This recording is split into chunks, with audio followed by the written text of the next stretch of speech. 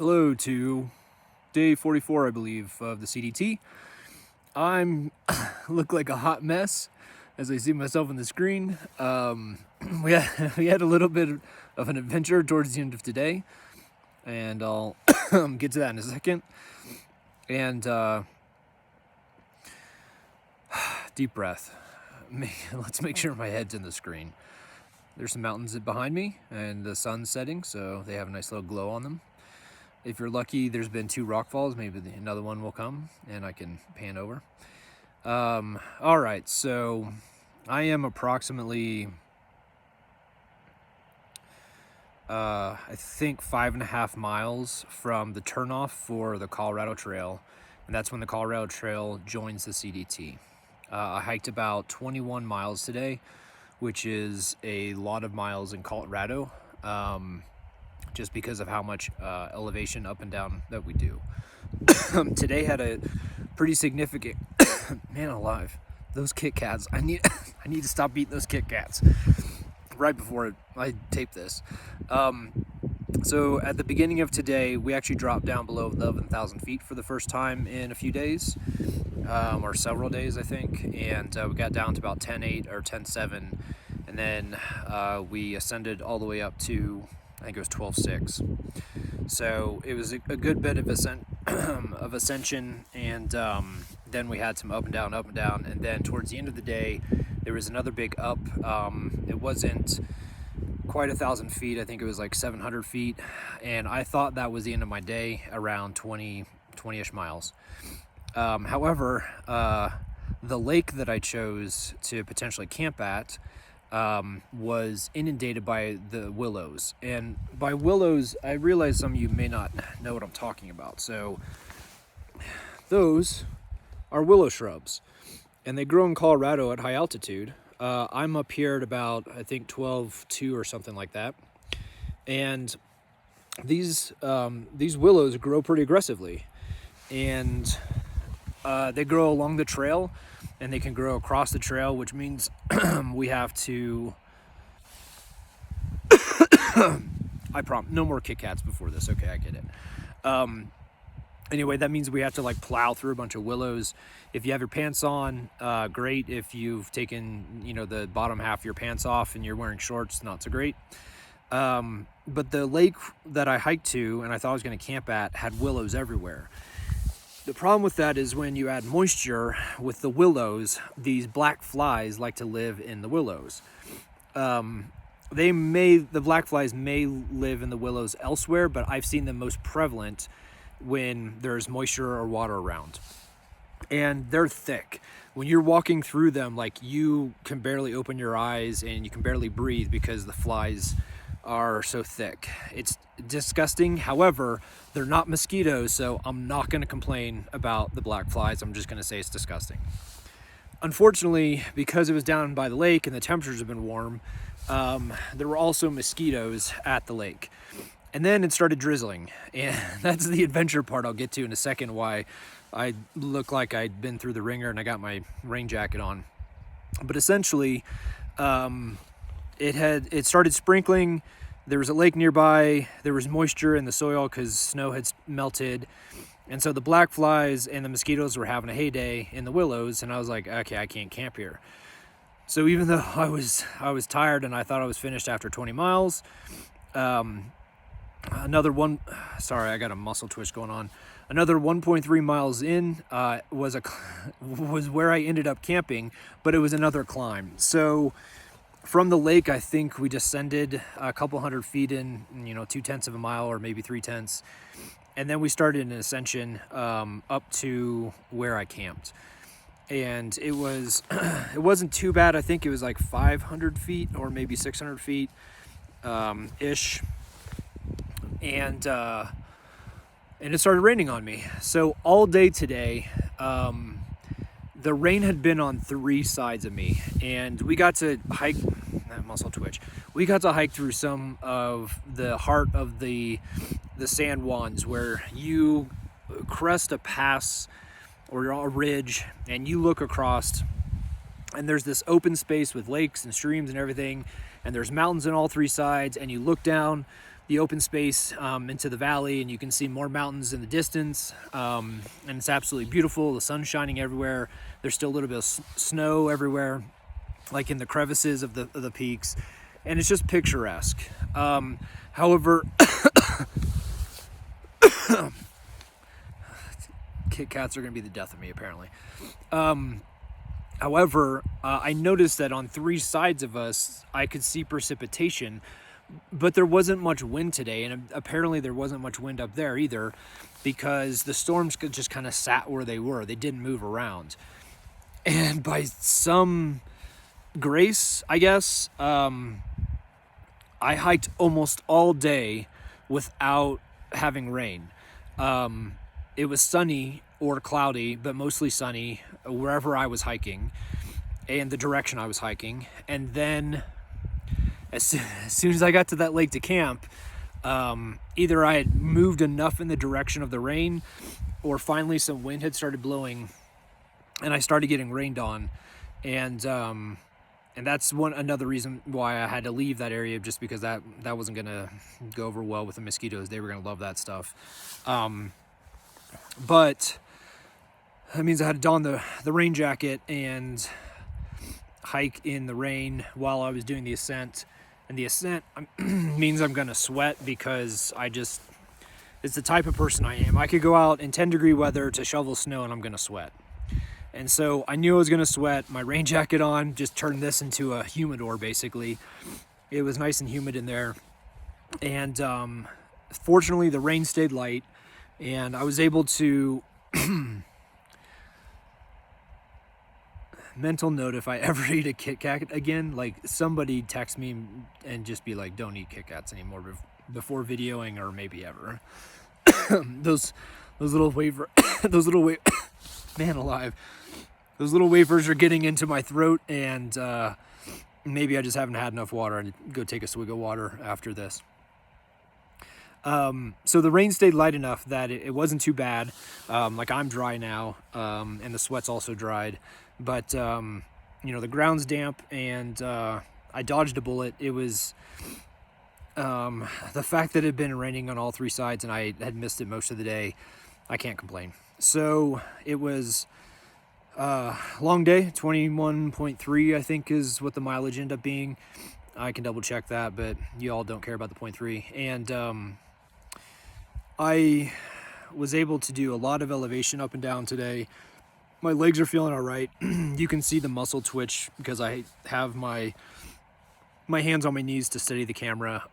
So I'll probably have to, I already cooked, so I need to stretch and eat, but if the muscle twitch continues, then I may have to see if ibuprofen will calm it down. It usually doesn't. I think I've mentioned that before. Let's see, what else happened today? So, today's shout out is to surprises or unexpected events. There was a person I met, and I may have mentioned her in these videos, but there was a person I met very early on, like day 2 and 3 or day 3 and 4. I think it was day 2 and 3. And I kind of leapfrogged with her. She was hiking with another person who had hiked the CDT before. And she didn't have a trail name yet, so she was going by Nora, which is her given name. And she's from Hungary. She's a wonderful lady. Like, every interaction I've had with her has been positive. But I hadn't seen her since day 3 on back at the Mexican border. And I was hiking out of one of those valleys that I mentioned. That's picturesque and beautiful. Man alive. That is picturesque and beautiful.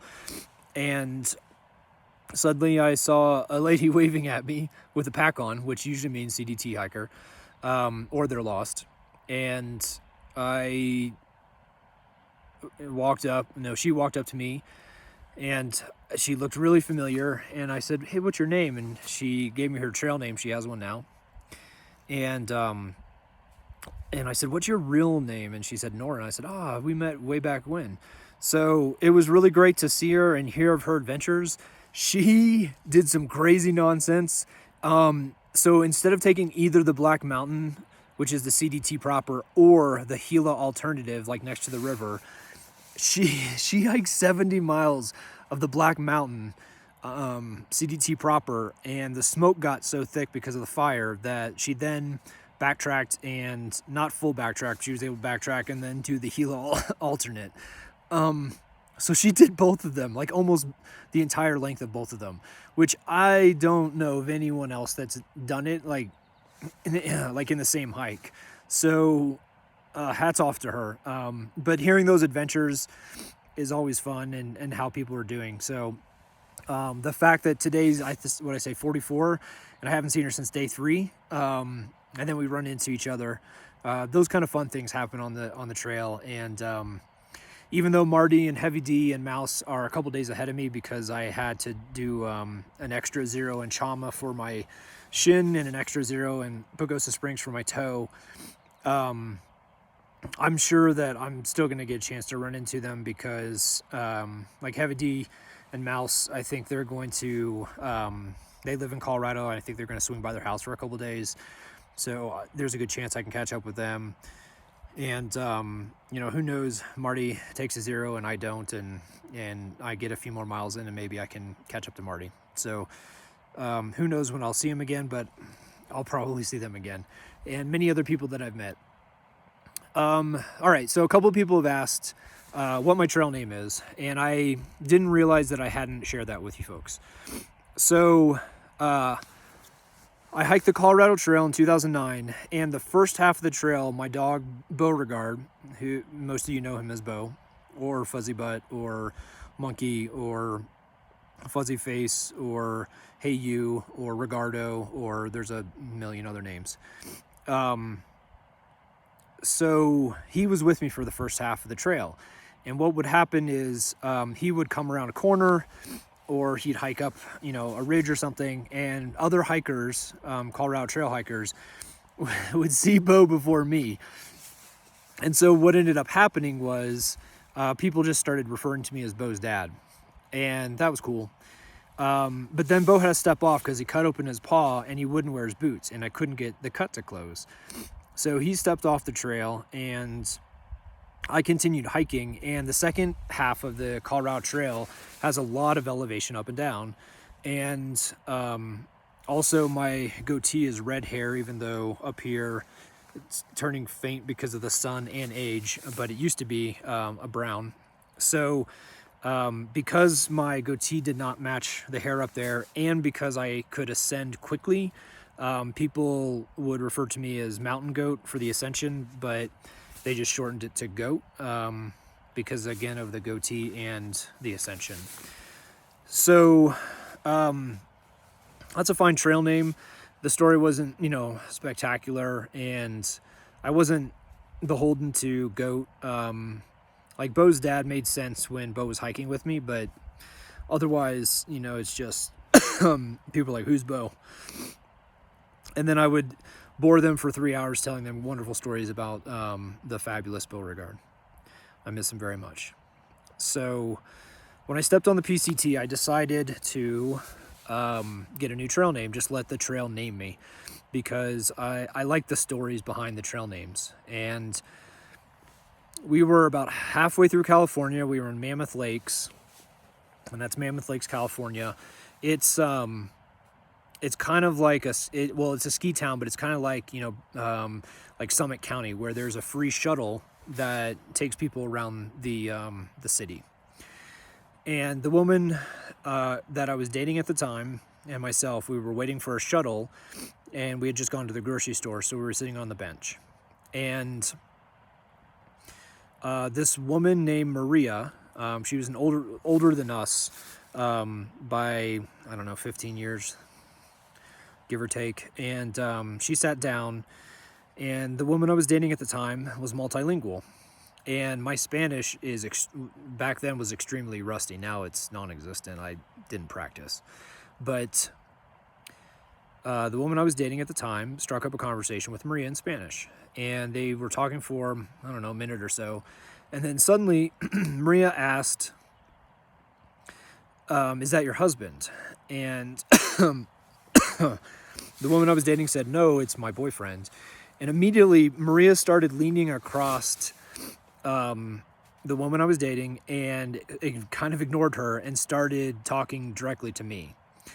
And it was a little bit awkward because Maria would say something in Spanish, and then I'd have to lean into the woman I was dating and verify. And so for one example, I leaned in and said, "Hey, did Maria just say, you have beautiful eyes, what's your name?" And then the woman I was dating at the time would chuckle, and she shook her head like, yes, that's what she asked. And then I'd stumble through my Spanish to respond to Maria.